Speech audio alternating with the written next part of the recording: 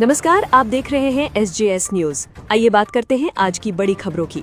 अगर आपने अभी तक हमारे चैनल को सब्सक्राइब नहीं किया है तो जरूर करें और कमेंट करके बताइए कि आप ये वीडियो किस शहर से देख रहे हैं। संसद के मानसून सत्र के 12वें दिन विपक्षी सांसदों ने संसद के मकर द्वार पर प्रदर्शन किया। विपक्ष ने राम मंदिर चढ़ावा चोरी मामले में संसद में चर्चा कराने की मांग की और सरकार से इस मुद्दे पर जवाब मांगा।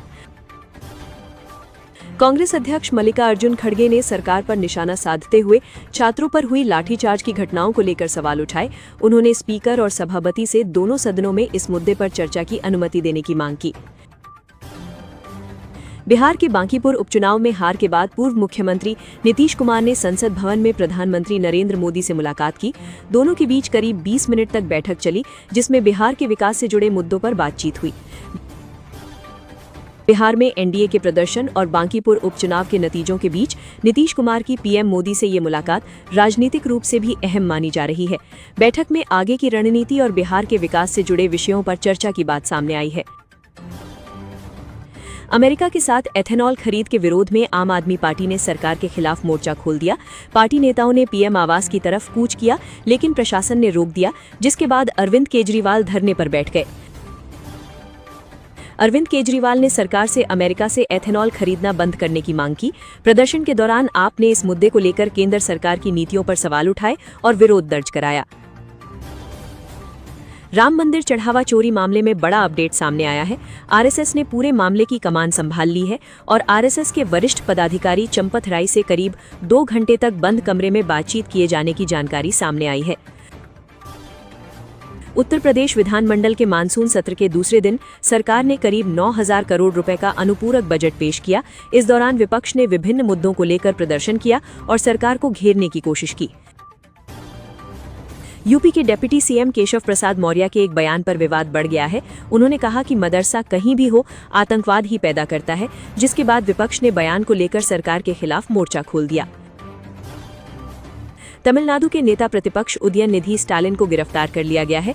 ये कार्रवाई एक्ट्रेस ट्रिशा कृष्णन को लेकर दिए गए कथित दोहरे बयान के बाद की गई है और मामले ने राजनीतिक तूल पकड़ लिया है। थाईलैंड से दिल्ली आ रही एयर इंडिया की फ्लाइट में उड़ान के दौरान भयानक टर्ब्यूलेंस हुआ। विमान अचानक नीचे की ओर जाने लगा, जिससे कई यात्री घायल हुए और विमान में कुछ समय के लिए अफरा तफरी का माहौल बन गया। पीएम मोदी का एक वीडियो इंस्टाग्राम की मूल कंपनी मेटा के लिए मुश्किल खड़ी कर सकता है। सरकार ने मेटा की ग्लोबल टीम को तलब किया है और कंपनी से पूरे घटनाक्रम पर भारत आकर स्पष्टीकरण देने को कहा गया है। अमेरिकी राष्ट्रपति डोनाल्ड ट्रंप ने पाकिस्तान को बड़ा झटका दिया है। अमेरिका और ईरान के बीच संभावित डील की मध्यस्थता से पाकिस्तान को बाहर कर दिया गया है और अमेरिका ने बातचीत के लिए दूसरे क्षेत्रीय देशों को साथ रखा है। डोनाल्ड ट्रंप ने कहा कि अमेरिका सऊदी अरब, यूएई और कतर के समर्थन से ईरान के अनुरोध पर बातचीत कर रहा है। इससे ईरान अमेरिका बातचीत में पाकिस्तान की भूमिका को लेकर बड़ा बदलाव सामने आया है। अमेरिका के साथ तनाव के बीच ईरान के राष्ट्रपति मसूद पेज़ेश्कियन ने बड़ा बयान दिया है। उन्होंने कहा कि ईरान युद्ध को बढ़ावा नहीं चाहता, लेकिन देश की सुरक्षा पर खतरा आया तो अपनी सीमाओं की रक्षा करने के लिए तैयार रहेगा। बांग्लादेश की पूर्व प्रधानमंत्री शेख हसीना की वापसी को लेकर छात्र नेता नाहिद इस्लाम ने बेहद सख्त धमकी दी है। उन्होंने कहा कि अगर शेख हसीना लौटती हैं तो उन्हें एयरपोर्ट से सीधे फांसी पर लटका दिया जाएगा। शेख हसीना की दिसंबर में बांग्लादेश लौटने की संभावना जताई जा रही है। उनकी संभावित वापसी को लेकर बांग्लादेश की राजनीति में तनाव और बयानबाजी तेज हो गई है। जापान की सरकार ने अपना वार्षिक रक्षा श्वेत पत्र जारी कर दिया है। इसमें जापान ने अपनी सुरक्षा व्यवस्था को मजबूत करने और सेना को और भी ज्यादा शक्तिशाली बनाने को लेकर बड़े ऐलान किए हैं। दक्षिण कोरिया में भीषण गर्मी ने करीब 100 साल का रिकॉर्ड तोड़ दिया है। 2 अगस्त को देश का अब तक का सबसे गर्म दिन दर्ज किया गया और तापमान 42.5 डिग्री सेल्सियस तक पहुंच गया। डाबर की 100% शुद्धता वाले दावे से जुड़े प्रोजेक्ट पर FSSAI ने कार्रवाई की है। शहद, घी समेत कई उत्पादों की बिक्री पर रोक लगाई गई है और कंपनी से 15 दिनों के भीतर रिपोर्ट मांगी गई है। हजारों व्हाट्सएप अकाउंट अचानक बंद होने की शिकायत सामने आई है। यूजर्स को अकाउंट पर अंडर रिव्यू का मैसेज दिखाई दे रहा है और बिना किसी पूर्व चेतावनी के कई फीचर्स ब्लॉक किए गए हैं। भारत के star javelin thrower Neeraj Chopra Lausanne Diamond League में उतरने वाले हैं। कॉमनवेल्थ गेम्स में सिल्वर मेडल जीतने के बाद अब उनकी नजर अगले बड़े मुकाबले पर है। नीरज चोपड़ा का 21 अगस्त को स्विट्जरलैंड में Olympic gold medalist Arshad Nadeem और श्रीलंका के पथमा राजा समेत अन्य खिलाड़ियों से मुकाबला होगा। ये मुकाबला उनके लिए अहम माना जा रहा है। सलमान खान ने अपनी हेल्थ को लेकर अपडेट दिया है और बताया कि उन्होंने अपना वजन करीब 16 किलो कम किया है। अभिनेता के अचानक दुबले दिखने के बाद फैंस ने उनकी सेहत को लेकर चिंता जताई थी। प्रियंका चोपड़ा विदेश में रहते हुए भी अपनी बेटी मालती मरी को भारतीय संस्कृति से जोड़ रही हैं। उन्होंने बेटी को दुर्गा सप्तशती का मंत्र सिखाया और इसका वीडियो इंस्टाग्राम पर शेयर किया है। सावन के पहले सोमवार पर देश भर के शिव मंदिरों और शिवालयों में श्रद्धालुओं की भारी भीड़ उमड़ी। सुबह से ही जलाभिषेक और पूजा अर्चना के लिए लंबी कतारें लगी रहीं और श्रद्धालुओं ने हर हर महादेव के जयघोष के साथ सुख समृद्धि की कामना की। लोकसभा में सुप्रीम कोर्ट में जजों की संख्या बढ़ाने वाला बिल पास हो गया है। इसके बाद सुप्रीम कोर्ट में जजों की कुल संख्या बढ़कर 38 हो जाएगी, जबकि राज्यसभा में एमएसएमई से जुड़ा बिल भी पास किया गया है। एनसीआरटीसी ने कांवड़ यात्रा के मद्देनजर 4 से 12 अगस्त तक नमो भारत के 17 स्टेशनों के कई प्रवेश और निकास द्वार बंद रखने का फैसला किया है। इन स्टेशनों पर पार्किंग की सुविधा भी सीमित रहेगी ताकि सुरक्षा और यातायात व्यवस्था बेहतर बनी रहे।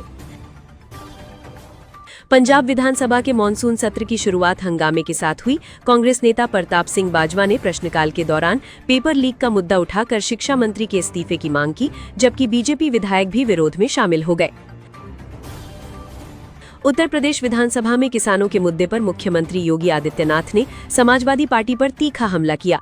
उन्होंने आरोप लगाया कि विपक्ष किसानों के हितों की चिंता करने के बजाय उनके जख्मों पर नमक छिड़क रहा है और राम भक्तों पर गोली चलवाने वाले लोग आज अयोध्या की चिंता का दिखावा कर रहे हैं। योगी आदित्यनाथ ने मॉनसून सत्र की शुरुआत में प्रदेशवासियों को संबोधित करते हुए विधानसभा को जनता की आवाज उठाने और जनहित के मुद्दों पर चर्चा का सबसे बड़ा लोकतांत्रिक मंच बताया। उन्होंने सभी दलों से सदन की गरिमा बनाए रखते हुए सकारात्मक चर्चा की अपील की। मौसम विभाग ने दिल्ली सहित 22 राज्यों में तेज आंधी और बारिश का अनुमान जताया है। इस दौरान 30 से 70 किलोमीटर प्रति घंटे की रफ्तार से हवाएं चल सकती हैं, जबकि पूर्वोत्तर भारत में अगले 5 दिनों तक कई जगह भारी बारिश की चेतावनी है। दिल्ली हाईकोर्ट ने एमसीडी और एनडीएमसी को हर वार्ड में लावारिस कुत्तों के टीकाकरण और नसबंदी के लिए विशेष कैंप लगाने का निर्देश दिया है। अदालत ने इसे फिलहाल पायलट प्रोजेक्ट के तौर पर शुरू करने को कहा है, ताकि आवारा कुत्तों की समस्या पर प्रभावी नियंत्रण हो सके। जन स्वराज पार्टी के प्रमुख प्रशांत किशोर ने बांकीपुर उपचुनाव में बीजेपी को 19,324 वोटों से हराकर बड़ी जीत दर्ज की है। ये जीत इसलिए खास है क्योंकि इस सीट पर पिछले 31 वर्षों से बीजेपी का कब्जा था। कर्नाटक में कांग्रेस सरकार के कैबिनेट विस्तार के बाद पार्टी के भीतर नाराजगी खुलकर सामने आ गई है। कई वरिष्ठ विधायक मंत्री पद नहीं मिलने से असंतुष्ट हैं, जिसके बाद मुख्यमंत्री डीके शिवकुमार ने नेताओं से धैर्य रखने और पार्टी के फैसले का सम्मान करने की अपील की। केंद्रीय कैबिनेट ने समुद्र मंथन योजना के लिए करीब 84,000 करोड़ रुपए मंजूर किए हैं। इसके तहत समुद्र की गहराई में तेल और गैस के नए भंडार खोजे जाएंगे, ताकि भारत की विदेशों पर ऊर्जा निर्भरता कम की जा सके। इलाहाबाद हाईकोर्ट ने शस्त्र लाइसेंस की मूल फाइल गायब होने के मामले में सपा सांसद अफजल अंसारी को अंतरिम राहत दी है। अदालत ने अगली सुनवाई तक उनकी गिरफ्तारी पर रोक लगाई है और राज्य सरकार से मामले में जवाब मांगा है।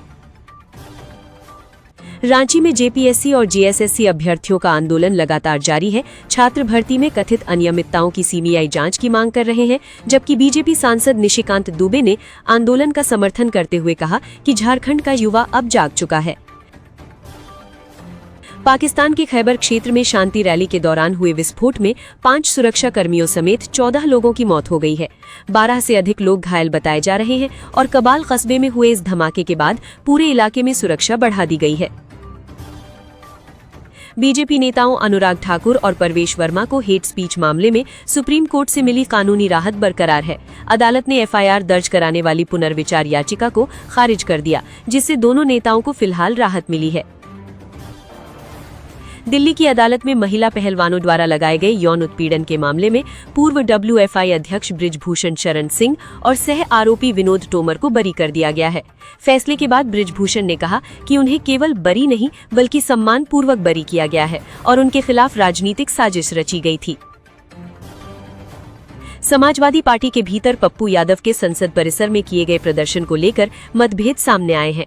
पार्टी नेता रामगोपाल यादव ने उनके कदम को गलत बताया, जबकि सांसद डिम्पल यादव ने कहा कि विवाद के जरिए जनता का ध्यान असली समस्याओं से भटकाने की कोशिश हो रही है। सुप्रीम कोर्ट ने टीएमसी सांसद अभिषेक बैनर्जी की विदेश में इलाज की अनुमति वाली याचिका पर जल्द फैसला करने का अनुरोध कोलकाता हाई कोर्ट से किया है। हालांकि सुप्रीम कोर्ट ने मामले के गुण दोष पर कोई टिप्पणी नहीं की है। सुप्रीम कोर्ट ने छात्र प्रदर्शन के दौरान दर्ज मामलों को लेकर अहम फैसला किया है। अदालत ने कहा कि राज्य सरकारें प्रदर्शन से जुड़े मामलों में एफआईआर वापस ले सकती हैं, लेकिन गंभीर आपराधिक मामलों में आरोपियों को किसी प्रकार की राहत नहीं दी जाएगी।